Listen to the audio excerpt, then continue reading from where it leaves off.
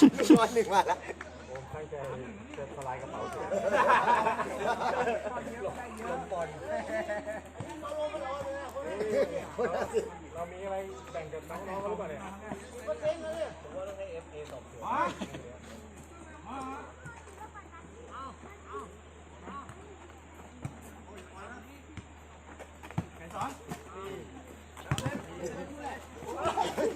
เฮ้ย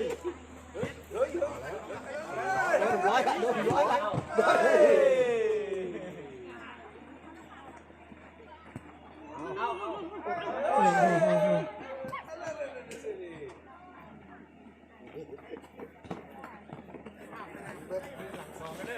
ยิง